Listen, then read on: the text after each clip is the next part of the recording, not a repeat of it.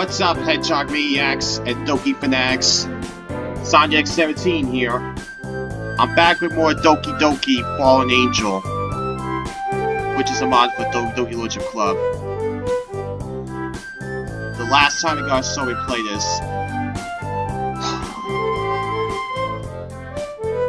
happy to find out that Sayuri was okay and everything. She's no longer in the coma. MC also found out that Monica was the one sending him those texts. I mean, I've had a feeling that it was Monica, but that video, my last recording, actually confirmed it.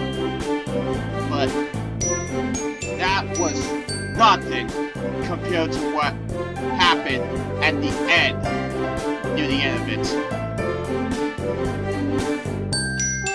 I'm sorry for that emotional breakdown near the end, if that was troubling you. But it's time for me to press forward. All in all, I just hope Yuri turns out okay after that. But enough of me talking, because it's time to dive in. And let's do it to it. Here we go. For the second time today, I find myself in the hospital. The other side this time, the emergency room.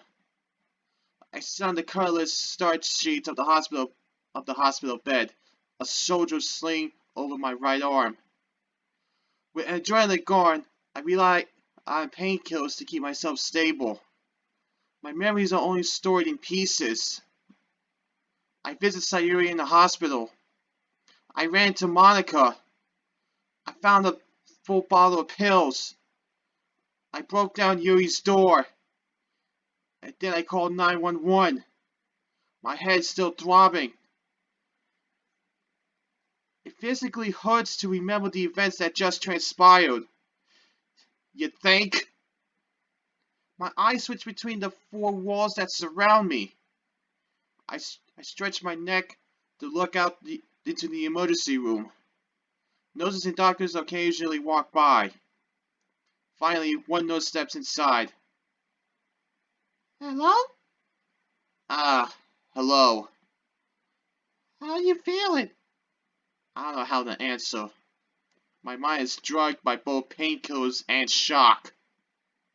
The nurse goes into a procedure of asking me questions to assess my mental state. Can you tell me your name? Yes. Shock is one hell of a drug. What is your name? Oh, Zodiacs. She continues to read some notes on the computer. Do you know what day it is? We had our visit with Dr. Langton Saturday, which was yesterday, so... Sunday? The nurse nods. And do you know where you are? The all too familiar looking walls answer that. The hospital. I stare at the navy blue sling around my arm. You're dislocated. We were able to pop it back into place, but it will take time to fully heal. It's best to keep it at a sleep for a while. Yuri. Where's Yuri? The girl you came in with? I'm sorry. I'm not her nurse. I think she's being treated by a doctor down the hall. I bowled off to the bed and exit the room. The nurse calls out. Hey, wait! I continue to run down the hall. Whoa there, kiddo! A man in a white coat intercepts me. Are you the doctor? I am a doctor, yes. Wait. You're the one who came in with that girl. Yuri? Where is she? Is she okay? The doctor face says it all. Oh man. Guys, you know how I am when it comes to Natsuki, but I don't want any of the Dokis dying. if this turns out to be the case. Especially to all you people that I know some of you people are diehard Yuri fans.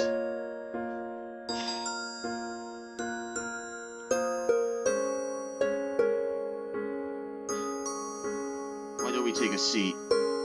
He puts his hand on my shoulder, but I swat it off. No! No, I don't believe you! Let me see her! Where is she? I'm sorry. What? Oh no. By the time we were able to treat her, it was already too late. You're lying! You're lying!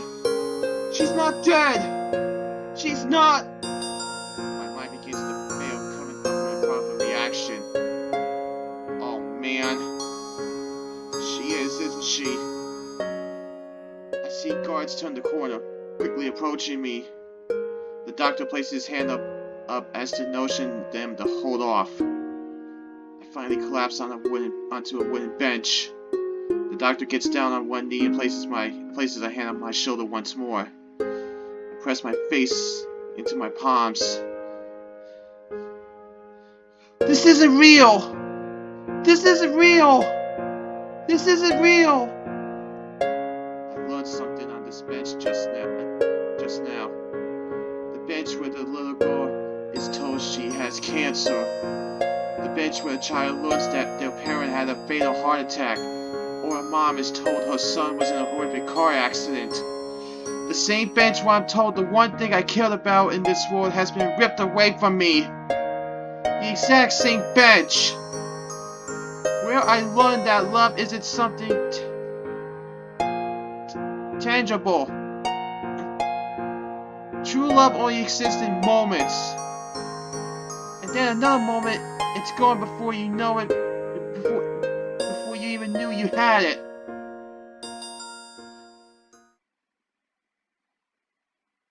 You unlocked a special poem. Would you like to read it?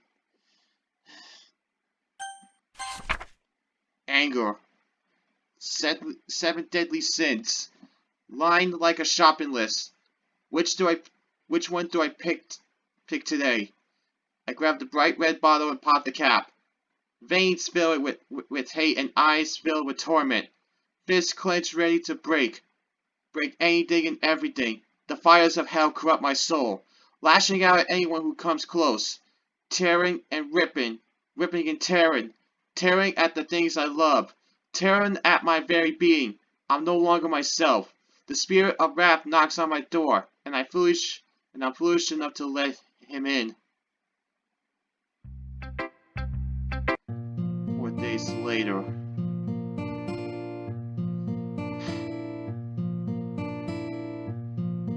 Doc? You ever look at someone and your heart just melts? I'm sorry about what I'm sorry about what happened. I just still can't believe she's really gone.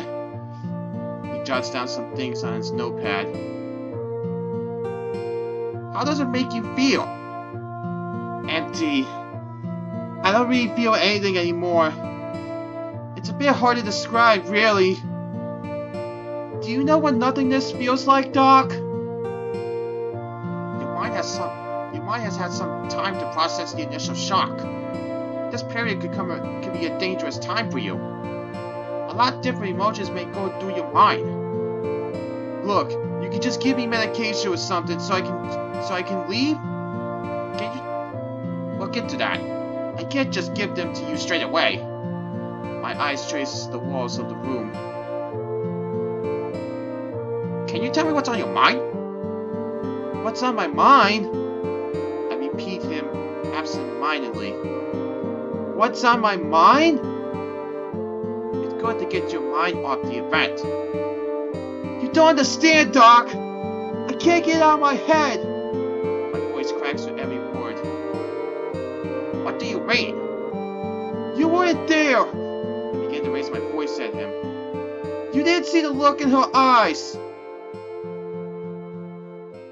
You didn't have to sit in an ambulance and tell the paramedics what happened! You didn't have to relive every single moment while being questioned by the police! You're not the person who every single time I close my eyes, Doc, I just see her sitting in that bathtub.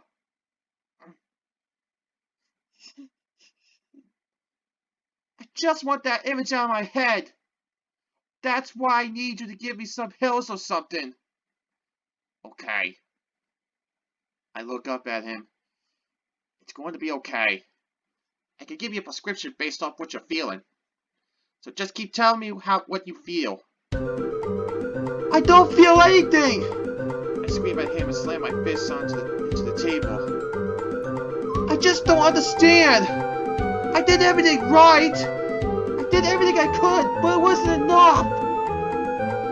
How does it make me... Stop asking me how I freaking feel!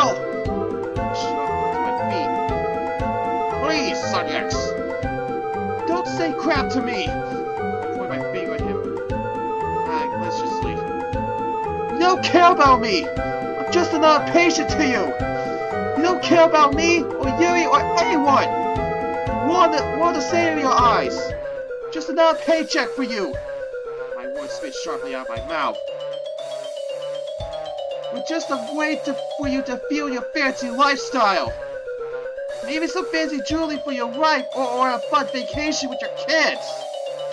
That's all we mean to you! You know that's not true. I chose this profession because I want to help people who aren't strong enough to help themselves. I scramble back and forth around the office. My voice cracks under my anger. Just give me back my life! I grab the coffee table and topple it over. Papers fill the air as the doctor instinctively jumps back. Pens clatter against the floor. You sit on your chair, ask me a couple questions, and then send me on my way. You talk about trauma as if you know what I'm going through. You see so many people with many different problems, and yet you look at them all the same. So who's the real crazy person, Doc? He stands like he's frozen in place.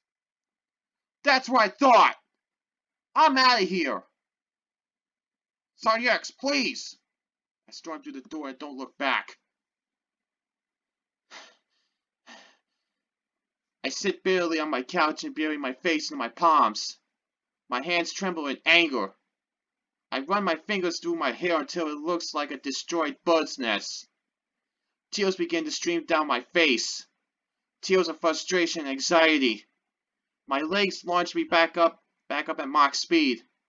For some reason I can't stay still. I begin to pace my living room floor. My eyes continue to flash between the corners of my house.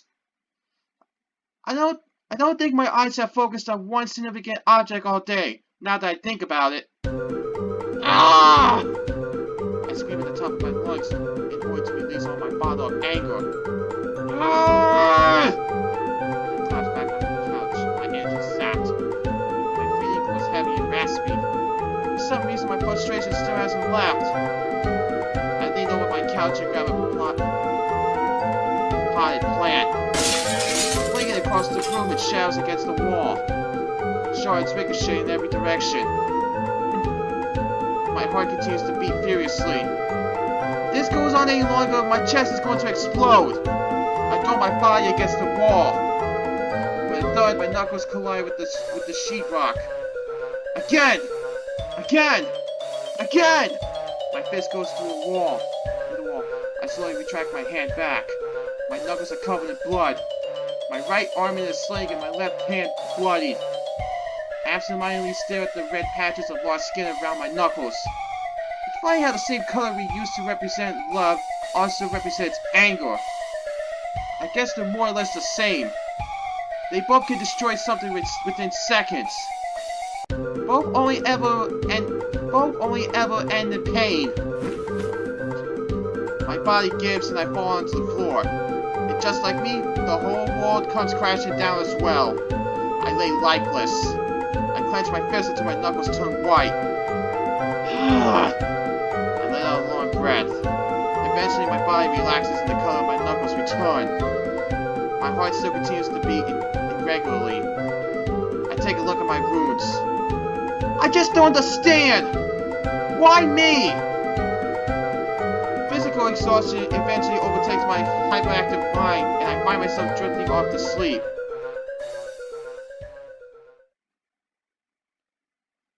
You unlocked a special poem. Would you like to read it? Bargaining. Why wasn't it me? Take me instead, but leave her here. I lie awake in bed, flooded with all my fears, because it should have been me. I don't know what went wrong, how she got away. I should have known along. I couldn't make it okay, so it should have been me. I'll change my way of life, just to see her again. I'm in so much pain and strife, I guess this is the end, so just take me. But that's not how you work. From what I can infer, you won't bring her forth, so I could just be with her. So if you won't take me, I'll take myself. Whoa. You don't think MC's gonna do what I'm believing he's gonna do? I mean, I can understand MC's frustrations, but this is not the right way to go about it. I wake up on the living room floor. My body feels heavy. I don't remember much of anything these past few days. I try to push myself up. Ugh! Every muscle in my body begins to scream in agony. Mustering all my strength, I lean up against my couch. I pan my eyes around the room. Extending my neck, I can see the broken remains of my potted plant. It's weird being isolated for so long. I've lived my whole life in an empty home. However, now that it's the first time I actually felt truly alone. They say loneliness is a universal fear of all living creatures. Why couldn't it have been me? I slowly rise up, begin to pace the room. My eyes dart from one focus to the next. The hole in the wall. The broken vase. My bloody knuckles. My slinged arm.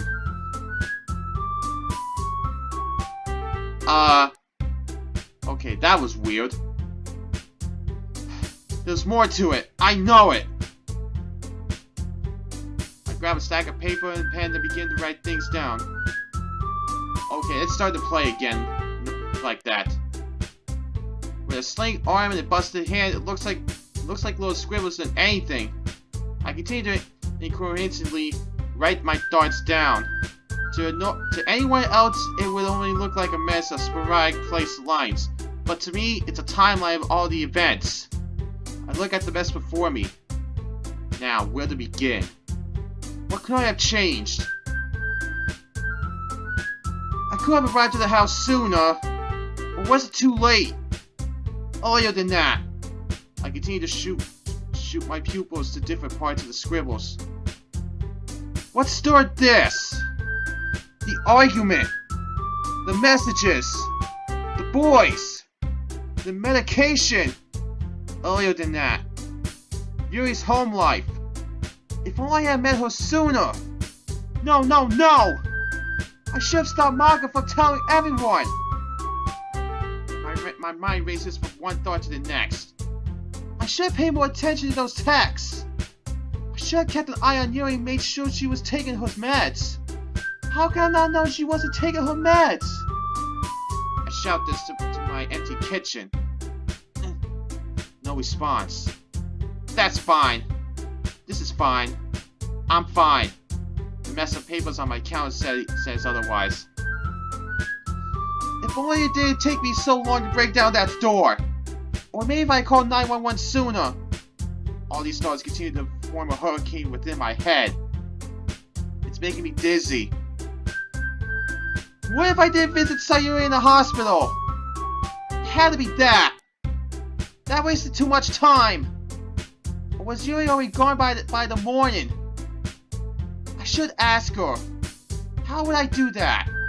I look at my ceiling. Hey, anyone there? I'd like to make a deal. I get no response yet again. Any chance I get Yuri back? I'll pay you. I'll become a better person if that's what you want to hear. I shout louder at my ceiling. My head sinks down in shame and I stare back at the metal storm of paper. I whisper to myself, I've gone insane! Oh, hello. Like a deer, my head jerks to the sudden sound of my doorbell. I open the door with as little effort as possible. But who is at the door? Natsuki! Oh boy. Wow. Natsuki appears on the other side. Hey. It's for horses. I mutter my response with as little enthusiasm as possible. Can I come in? I guess. I turn around and walk back into the living room. I could care less if Natsuki follows me. She follows me into the cell I call home. So you doing alright? I think so. I don't look at her. Instead, I stand hunched over, eyes staring blankly at the ground behind her. Natsuki begins to take a look at around my house. Her eyes glance at the hole. Her eyes glance at the hole in the wall, then at me, then at the potted plant, then at me, then at the scribbled markings on my counter, and then back at me. Zodiacs? I throw my hand up dismissively. I don't want to hear it. I just want to stay in silence for a moment. She opens her mouth in protest, but then closes it.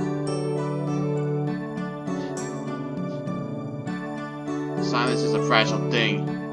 It can be broken by just a slip of the tongue. It makes you wonder, how can something so heavy be so delicate at the same time? Why? Why what? Why did you come here? To check up on you. Why? Did you feel bad for me? Would I kill myself? Afraid I would go jump off the nearest bridge to drown myself so I could see Yuri? You're the same. Hey, that's my favorite doggy you're talking about, MC.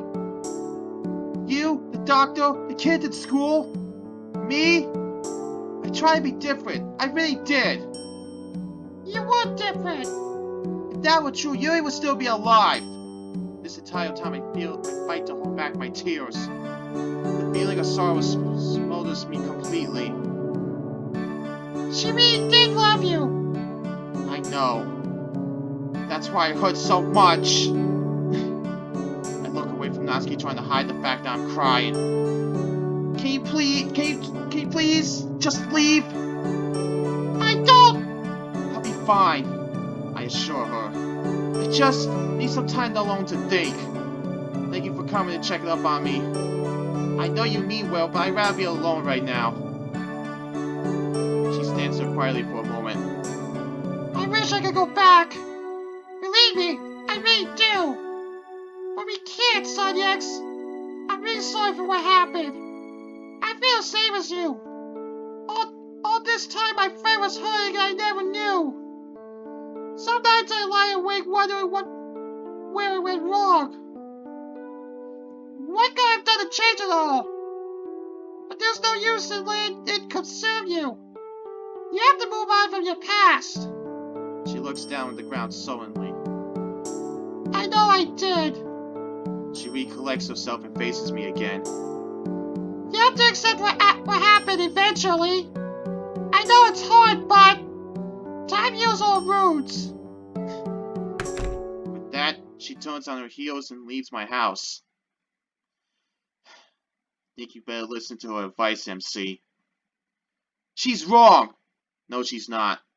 Time doesn't heal wounds. Time just lets you grow numb to the pain. I stare back up at my ceiling.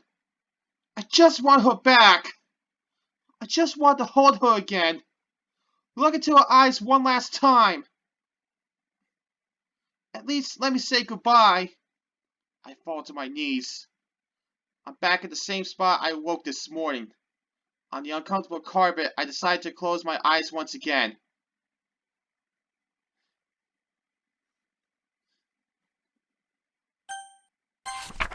Depression. Oh, that's something from Sayuri. That's something related Something tells me Sayuri's gonna be around this time. Depression. Outside is a smile. Inside is a frown. Outside you see a hole. Inside is just the pieces. Outside is warm. Inside is cold. Outside there's emotion. Inside there's emptiness. Outside you hear laughter. Inside there's only silence. Outside there's a smell of flowers. Inside it's rotten and tainted. Outside's a bright sunny day. Inside's a dark stormy night. Outside can find success. Inside knows only failure. Outside's just lies. Outside is a mask. Inside the mask is pain. Inside the mask is fear. Inside the mask is nothing at all. Because I am nothing. Until I put on a mask.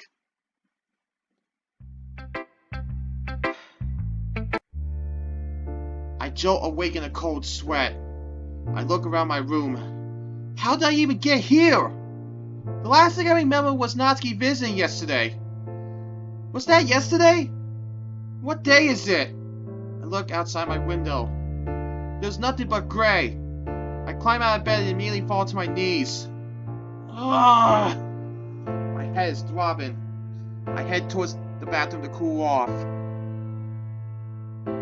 I turn on the cold water and begin to rinse my face. Over the running of the faucet, I hear an ominous noise. You failure! Huh? My head jerks up and I find myself face to face with my reflection. He has a twisted grin on his face. What's happening? You could save her. What's wrong with you? Do you know how important you were to her? Stop it! You let her die alone! No! Stop it! She died alone! Shut up! I cover my ears with my hands. I squeeze my ears so tightly my ear canals begin to hurt. You're not real! Oh, I'm as real as you are. I'm just a reflection of you, after all. He or I say that in a matter-of-fact way. You can't hide from yourself. Stop talking to me! Do you know how much you meant to her? Why are you doing this? You meant everything to her, and then you just yelled right into her face. This is insanity! Insanity? Did I ever tell you? Did I ever tell you the definition of insanity? Far Cry 3 reference. Nice touch, man. Nice touch. Haven't played the game, but I know the reference. Anyway. Shut up! Please! I lean my head atop the counter. My tears leave my eyes and crash onto the tile. You're going to need a red floor sign. Screw you! Whoa, there's no way to speak to yourself. I hate you. You seem to forget that I am you. So therefore you hate yourself. It makes sense, really. You're mad, depressed, in denial? Those terms sound familiar? I'm not depressed. Is that why you've been crying? Why you scream when no one can even hear you? I sure hope you don't try to hang yourself. Shut up! Sheesh. I punch my glass self in his face. Shattered pieces fall to the ground and the sympathy crashes. I stare down the broken pieces. With shaky hands, I pick up a long shard of glass. It's only thick enough for me to see my own eyes. It scares me. The emptiness in my eyes. I look up at what remains in my mirror. My condensing self is gone. Broken. My eyes shoot back down to the shard in my hand. With my right hand, I firmly grasp it. My vision begins to crane towards the blank canvas that is my left arm. Like writing a book, right? This glass, my pen, my blood, the ink. I press the cold glass against my skin. My body shivers upon contact. My hand continues to shake violently. I angle the blade long ways and clench my eyes shut. Just one cut. Whoa. Dude, I know you miss Yuri. I do too. We all do. And to everybody that's played the mod beforehand. But you're going insane, man. This is too extreme. I just have to see her again. I can't go on like this. I just want to be with her again. I just want to see her. My breathing grows heavier and heavier. My arm refuses to move. Do it! Do it! Dang it! I drop the glass shard and it breaks into even smaller pieces upon impact. I can't do it! My breath grows shallow. I slide down my bathroom wall until I reach the floor. I can't do it! I huddle into the fetal position on the freezing tiles. My body lays still in a puddle of blood and tears, the broken remnants of my meal in front of me. Tears continue to pour out my face. Why, Yuri? Why is it that every time you make me cry, I love you a little bit more? I continue to cry until I can't cry anymore. I cry until I can no longer feel the pain inside.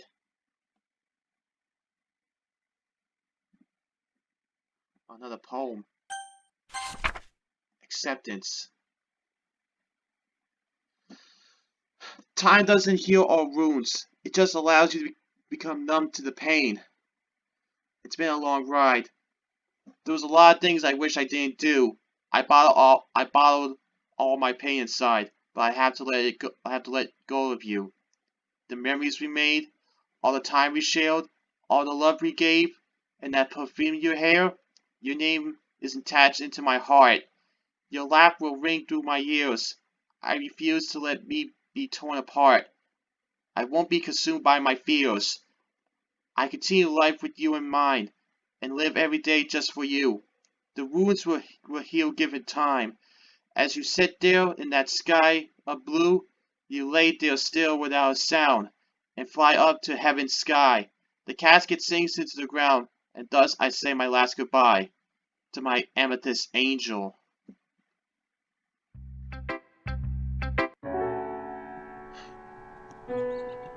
My eyes open ever so slowly.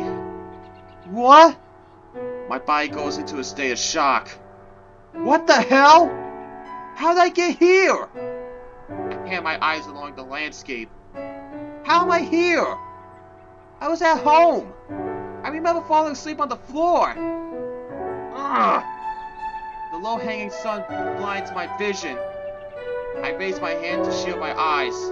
Suddenly, I spot a figure in the distance. I slowly walk towards it. Slowly but surely, the figure starts to take form. Yuri! Huh? I pick up my pace. Yuri? Yuri! I wave my arms to get her attention. Eventually, I arrive just a few feet from her. She finally notices me. Hello, Sanyex. I take a look around at the landscape. Yuri has her back turned towards me as she's looking at the same scene as me. She gives me a sidelong glance. Yuri! What's going on? What do you mean? Am I dead? Do you feel dead? I pat my hands along my body. No? Is this a dream or is this real? Aren't dreams just reflections of the real world?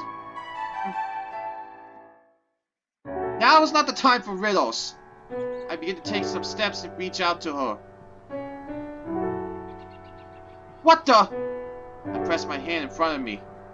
Ripples float through the air. There's some sort of magical barrier between me and her. Yuri! I can't get through! I bang my hands against the wall. Yuri finally turns to me. You're not ready yet. What? Her voice has an echoey, almost angelic sound in it. It sounds far away, but so clear at the same time. No! Please! Please let me in! I wish I could, but if I let you, you wouldn't be able to go back. What if I don't want to go back? I want to be with you! I know, but you have others to rely on you. They need you. I'll just let him down like I let you down. Yuri gives me a puzzled look. I'm sorry. I begin to cry. My tears glide down my cheeks to my chin before crashing down to earth. I'm so sorry. This is all my fault. I should have yelled at you. I should have been there to support you when you needed me. Tell me, Sanyex, why do you blame yourself? Isn't it obvious? I didn't do anything to help you. You have no idea how much you helped me. If it weren't for you, I would have taken my life long before. I would have died without at least knowing what true love is like. I can't imagine a worse way to go. But I don't want you to go. I respond to the shrill voice. It hurts to talk through my tears. I can't do this without you. Did my poem not mean anything to you? I meant every word I said. How can you be so quick to forgive me? Sanyex, you were never to blame in the first place. I hang my head and continue to sob. Now my tears just spill straight into my eye sockets. I don't know what to do. I need your help. There has to be a way to bring you back. I think we both know that's not possible.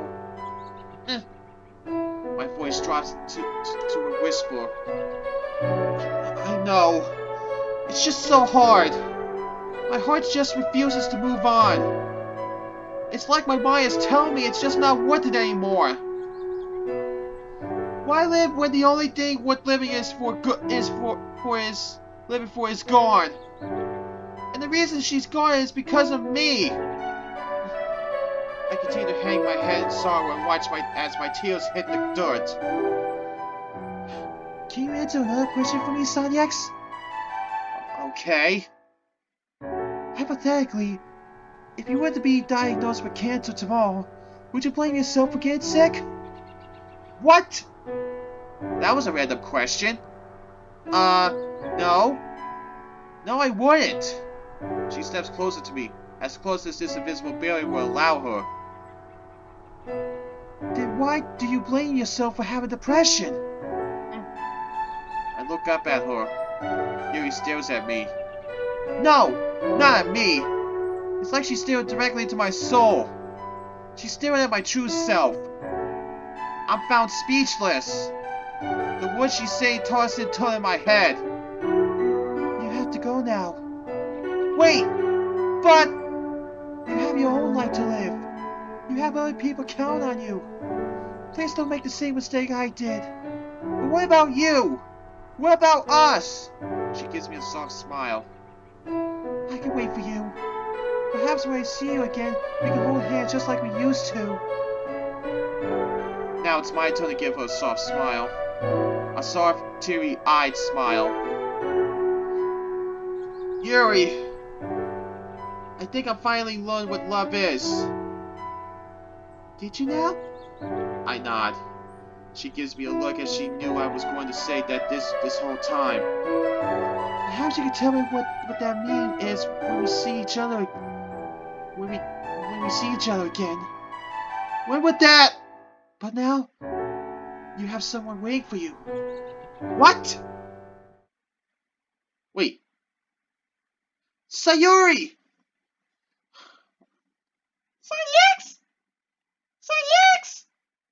Sanyex, where are you? Huh? I wake up in a cold sweat on my bathroom floor. What happened? Where's Yuri? I look around, trying to collect my bearings. The shadow remains of my mirror are on the floor. I finally realize where I am. Hello? Anyone home? A familiar voice calls out from my bathroom door. Sayuri! She can't see me like this. I attempt to get up. Ugh! My head feels like it's splitting open. I press my hand against my forehead and shut my eyes tightly. I can feel my brain pounding against the front of my skull. The bathroom door gently opens. Sonic! Sayuri rushes over to me. Sonic! What did you do? Her eyes begin to scan the room like a detective. She notices the glass on the floor and the blood on my knuckles. Sayuri grabs my wrist and examines my hand. You punched him, Yuri! She says that with a disappointed tone. I didn't like what I saw. Sonic! You think you're ugly? Because you're not. I think you're very cute. The corners of my mouth slightly curl. Thanks, Sayuri. Now let's clean you up. She searches the cabinet for some bandages and peroxide. Bingo! Let's get you off your butt. Sayuri throws my arm over her shoulder and pulls me up. I try not to pull my weight on her, but as soon as I stand up, my eyes enter another dimension and become dizzy. Ugh! Sayuri supports me. Here, lay on the counter. She carefully sweeps off any excess shards of glass. I do as I'm told and rest myself upon the bathroom counter. What are you doing here? Doctor told me I was in a good enough condition to leave. So I figured before I went home, I'd visit you. And I'm glad I did. I'll lay you on the floor. I shake my head. I have no idea. Sayuri gives me a pouty look.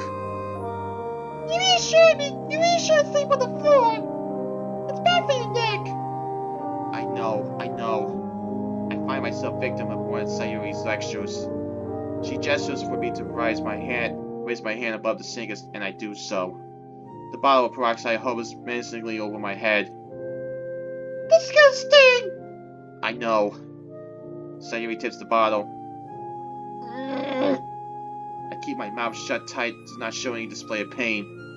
Sayuri dabs the wound with a wet towel and begins to bandage it up.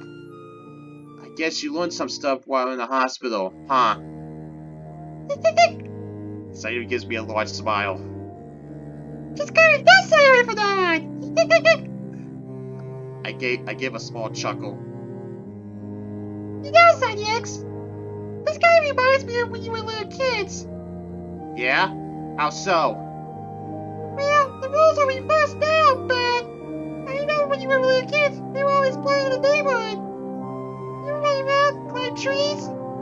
I would always try to keep up with you despite you being much faster. Sometimes I would fall and get hurt. Then you would stop everything and come care for me. When I scream my knee or cut my head, you were always there to help me. You say, Sayuri, look at me. It's okay. Everything will be okay. I remember I used to just start carrying around band-aids in my pockets just in case you hurt yourself. You make me feel better and stay with me until the pain went away. I remember back to when Sayuri and I were little kids. Getting into trouble left and right. All the things little kids do. I guess I always assumed Sayuri and I were equal. I didn't realize that all this time she was just trying to stay close to me. You remember I fell in that pond near the park? Yeah. Your parents were mad. You jumped in because I was drowning. You weren't drowning. The water was only about 2 feet deep. Is that so? I realize my hand has already been fully bandaged, yet Sayuri still hasn't let go of it. My eyes lock onto her sky blue eyes. This is what Yuri meant, isn't it? That I have unfinished business here? I can't leave without knowing the people I care about will be okay. Sayuri knows that she's been holding my hand and quickly lets go. Sorry. It's fine. We should sit down somewhere. Okay. Sayuri and I step into my room. I take a seat on my bed. Hey, what's that? Sayuri walks towards a small wooden box sitting atop my nightstand. It's, It looks like a radio. Yeah, it is. I remember when Yuri gave me that radio as a gift. Now, it's one of the few things I have to remember her by. Sayuri bends down eye level with the wooden radio. Her eyes dazzle like a child's. She brushes her hand along its edges. Eventually, her fingers find the dials. And then, click. The room fills with music. Not a bad tune. I like it. Sayuri begins bobbing her head up and down to the rhythm. This is really cute. Where'd you get it? Yuri gave it to me. That's sweet. Where's Yuri now? She doesn't know. That makes sense. She's been in the hospital this entire time. Sayuri, why don't you take a seat? Okay. Sayuri gives me a look of concern. She sinks down next to me. Where do I even begin? I guess I should start from the beginning. All the way from the beginning. Remember that day when Yuri and Monica got into an argument and Yuri ran out of the room? I tell Sayuri the whole story. I give her as many details as I can over what's happened the past several months. Well, everything minus the past few days. No! That's not true! I stay silent to allow Sayuri to process what she just heard. You're lying! Her voice cracks and she breaks into a sob. Sayuri throws herself onto me. I can feel a wet spot on my shoulder. She cries loudly into my ears. I simply stroke the back of her head to comfort her. After a few minutes, Sayuri seems to compose herself as much as she can. I grab her by the shoulders. Sayuri, look at me! I speak to her in a soft voice as if she was made of glass that could shatter at any loud noise. It's okay. Everything's going to be okay. I'm here for you. Always. Sayuri nods as she wipes away her tears. You seem to be taking this rather well. I look down my bandaged hand. I wouldn't exactly say that. But recently I had a change of heart. What's the word for that? Sayuri smiles through her tears. Empathy? I don't think that's quite right, but sure. We'll go with that. She gives me a small grin. I can't really explain it very well. It's just like something inside me is telling me that it's time to move on. I know it's weird, but... I believe you. Sayuri brushes the hair out of my face. You're my best friend, Sayuri. And I mean that in the best way possible. I know you do. It just took me some time to understand that. I made a lot of mistakes. So have I. I've hurt a lot of people. And so have I. I quietly chuckle to myself. I suppose we're both just huge messes, huh? That's why we make such great friends. She gives me the most sincere smile I've ever seen rest upon her face. I suppose I was wrong, Sayuri. Huh? You can't really fully get rid of depression. Not alone, at least. I turn to my bathroom. Don't make the same mistake I did. Yuri's words ring through my ears. I think it's best if we take this journey together. No one can battle through their demons alone. I think I like that. So what do we do now? Keep on living, I suppose. Yuri may not be here physically, but I believe she's somewhere out there, waiting for me. Sayuri stares over my bathroom as well. She then looks at my wrist. There's a small indent on where I pressed my glass against my arm.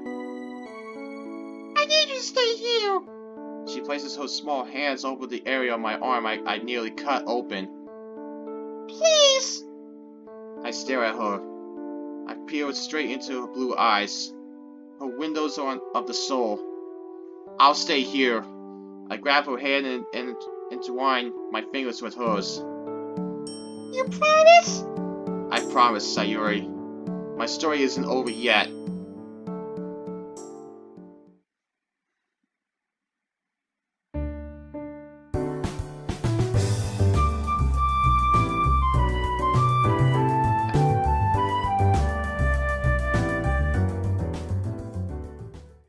One year later.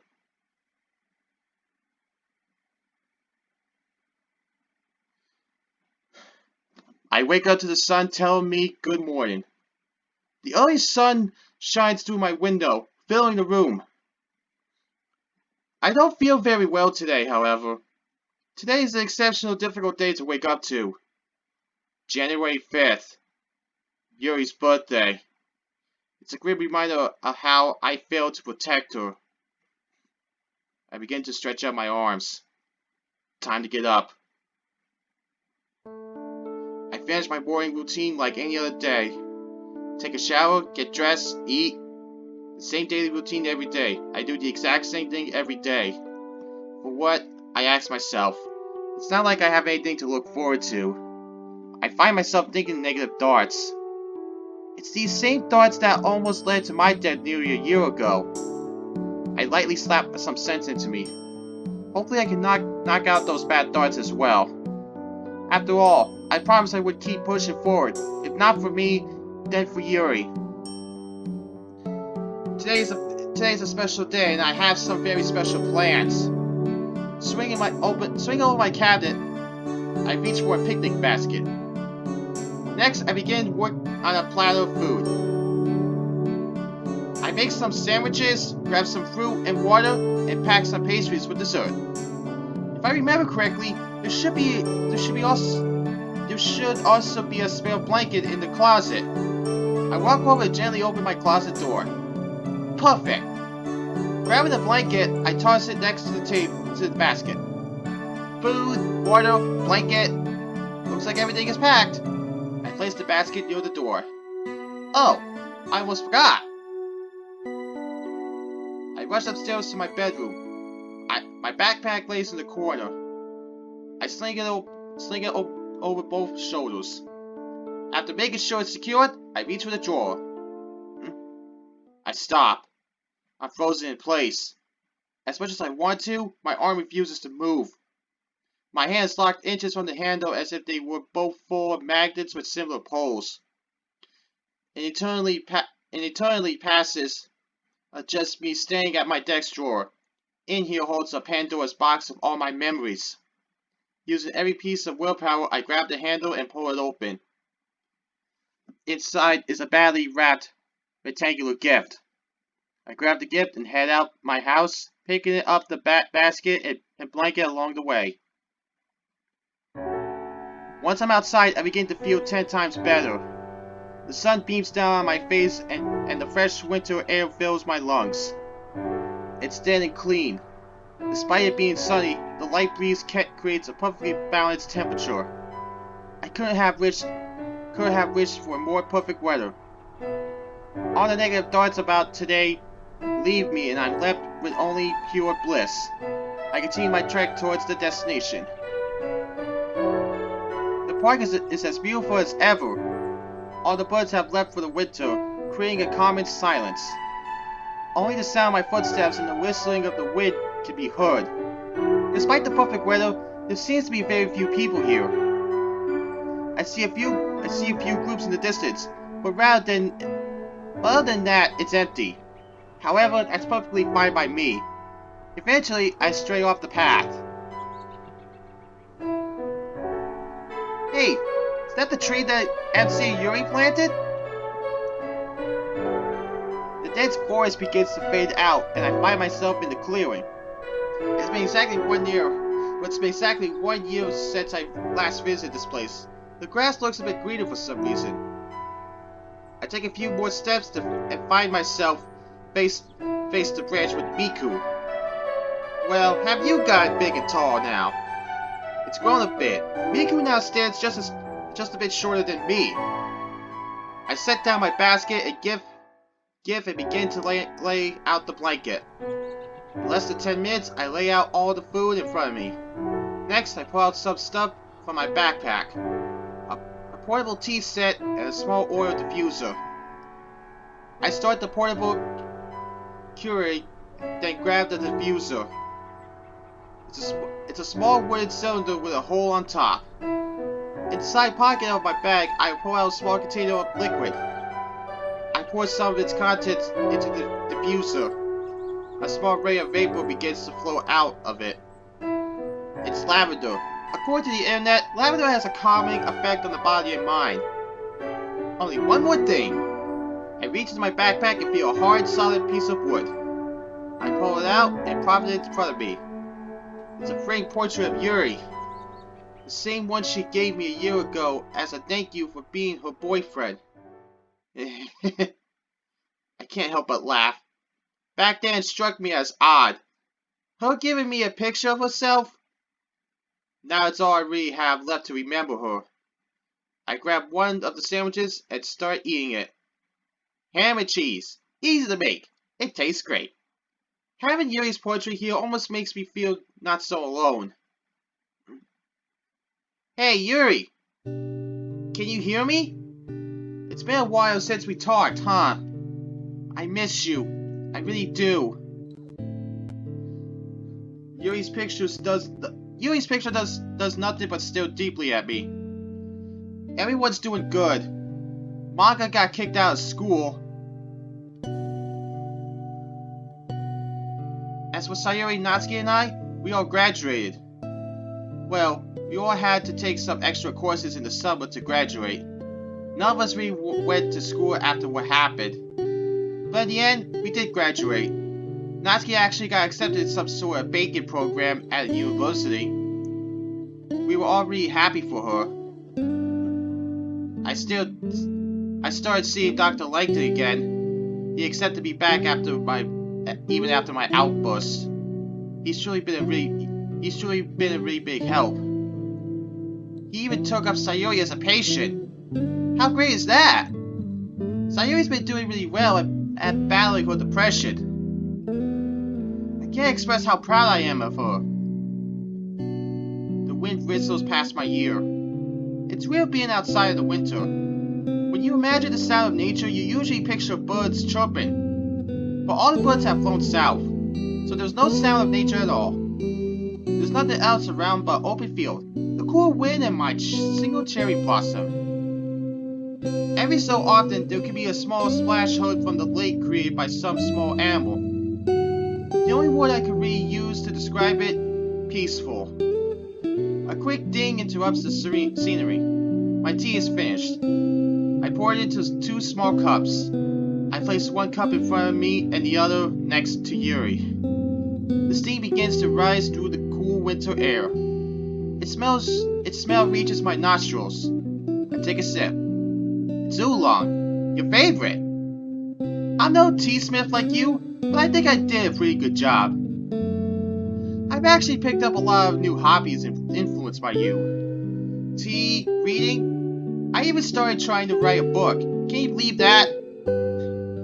Another small gust of wind blows.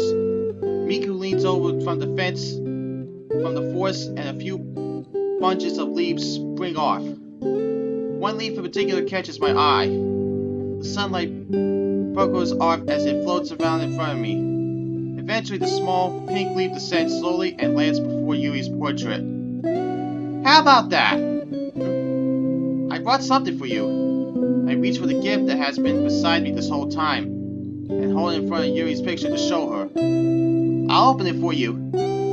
I begin to slowly rip open the wrapping. As I do so, my vision begins to blur as tears fill my eyes. I finish tearing off all the wrapping to reveal a rectangular-shaped object. A book. I run my finger over the embossed tile. A Sakura's Guide. Remember when you told me how excited you were for this book to come out? Well, it's out. I proudly hold the book up. Do you also remember when you made me promise to you that when the book came out we read together? I solemnly stared down at the ground. These memories are really all I have left to hold. Well, I figured we could read together now. My side eyes stare at Yuri. Her expression never breaks. I don't know why it would. After all, it's just a picture. But to me, it's really her here sitting with me.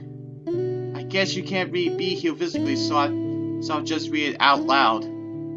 I got a bit better at reading, so hopefully I'm not too slow for you. I laugh at some lonesome sense of humor. With that done, I open to the first page. According to Yuri, this book is a continuation of Infinite Isolation, the book that we read together way back when. Supposedly this one had supernatural elements that Kinu's spirit indirectly guides Selena to freedom. It's a story that Yuri and I were supposed to share together. I guess I just start now. Loneliness is a fear that everyone must face alone. That's why I thought away. But perhaps I was wrong. You're never truly alone. There's always someone looking out for you. I come back to my senses. What the hell? I muttered. The door. It spontaneously just opened. I stand frozen in place. No noises can be heard from the other side. For some reason, unbeknownst to me, I decided to turn around and look outside my window. Through the bars of the window, I see a single leaf of the sakura float into my room. It dances through the air before I angrily landing on the cement. What I do next, I'm not entirely sure why. I feel drawn to this leaf. I gently lower myself and pick it up. It glows as I twirl it around in my fingers. There's a drastic difference between the elegance of this leaf and the dirtiness of my fingertips. It's a balanced sight to take in. Without thought, I place the leaf in my shirt pocket. About 10 minutes pass by and I finish the first chapter. I timidly close the book and look up at Yuri. I'm no longer trying to hold in my tears. I let them float down my cheeks like waterfalls. But tears don't fall, do they? Whoa!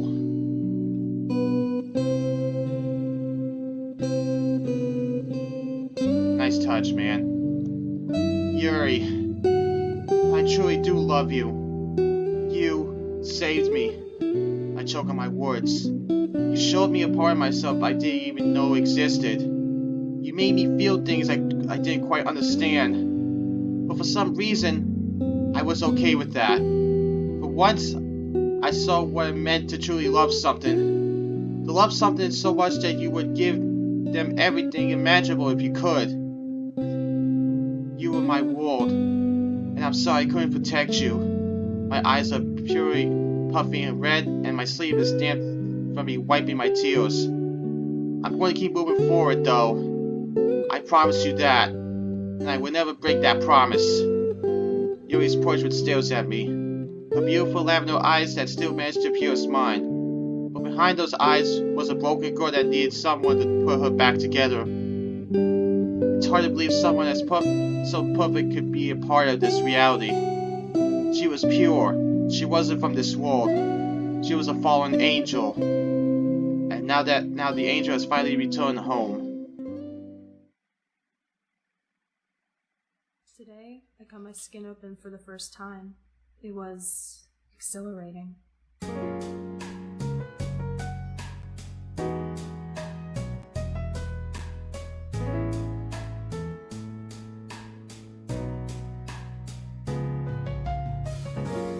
I tend to have this feeling of being labeled an outcast, and every time I look down, I see memories of my past. I write this poem in red ink with the pages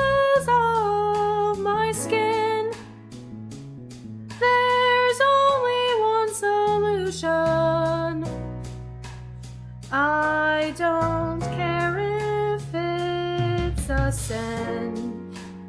And all the kids at school, oh, they just don't seem to understand that every single day I fight with the blade that's in my hand.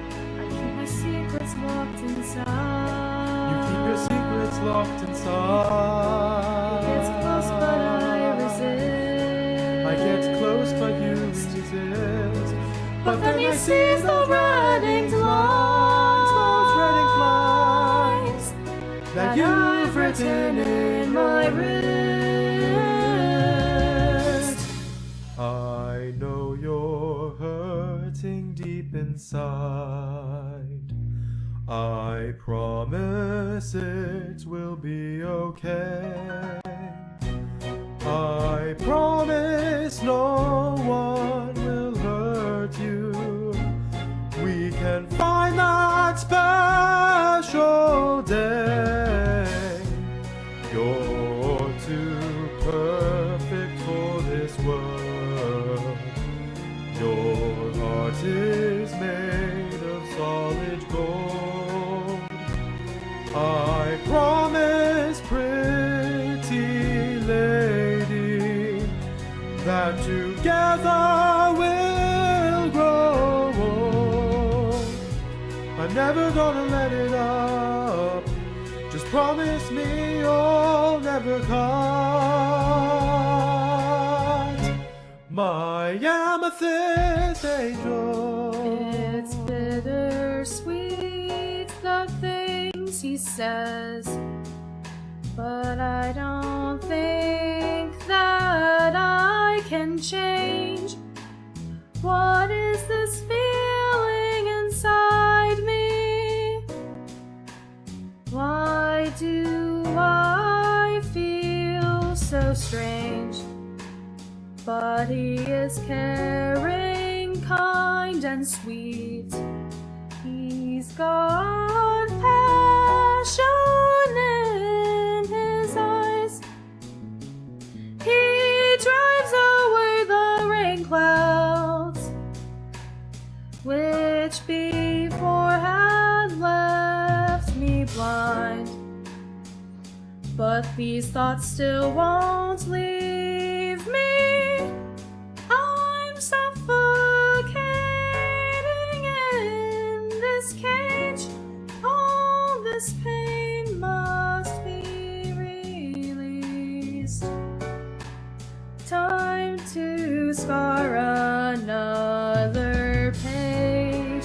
I went into my world of pain. I went into your twisted world of pain. And you stuck with me throughout. And I stuck with you throughout. Such a beautiful person. So beautiful. You're the one I can't live without. But I can't live with this pain anymore. I'm sorry. I parked my car and broke down your door. Went up the stairs into your room. The rain outside the window poured, and there I stood right over you. The scarlet marks along your arms, the crimson stains upon the floor, the blatant hand that caused the storm and stole the girl that I adore. You lay there still without a sound, and fly up to heaven's sky. The casket sinks into the ground, and thus I say my last goodbye to my amethyst angel.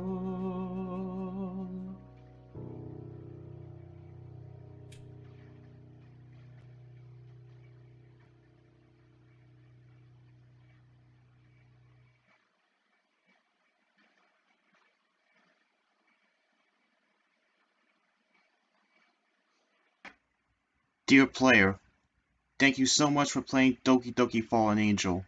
It has been a long year of development. Despite that, I do not regret taking on this project.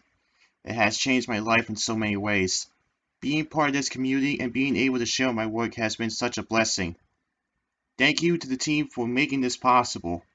I couldn't have done it without them. With Fallen Angel, I wanted to tell a story that I would hit many emotions. I wanted to take the DDLC community in a place they've never been before. I wanted to share a lesson that even I myself need to learn. Our time in this world is limited. The ones with us won't be here forever, so we should cherish the time we have now. Enjoy life as it comes. Don't dwell on the past or stress about the future. Enjoy the present before it's gone. If you enjoyed Fallen Angel, then I encourage you to join the Discord, or at the very least, keep my name in mind in case you may be interested in any other future works. Once again, thank you, and continue to create your own story. Noah.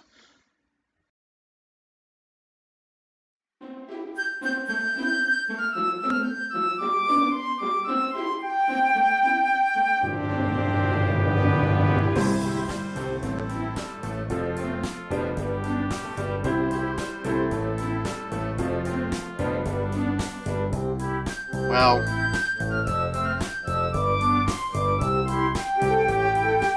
that was Doki Doki Fallen Angel Hedgehog Maniacs.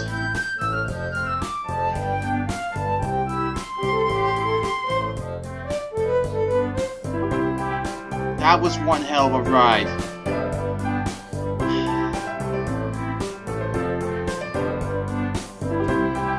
It was very well done. Good job, man. Seriously.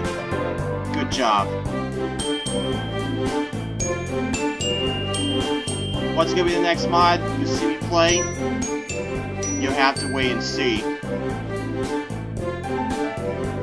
For now, SoniX17 signing out. I'll catch you guys in the next video. See you guys later.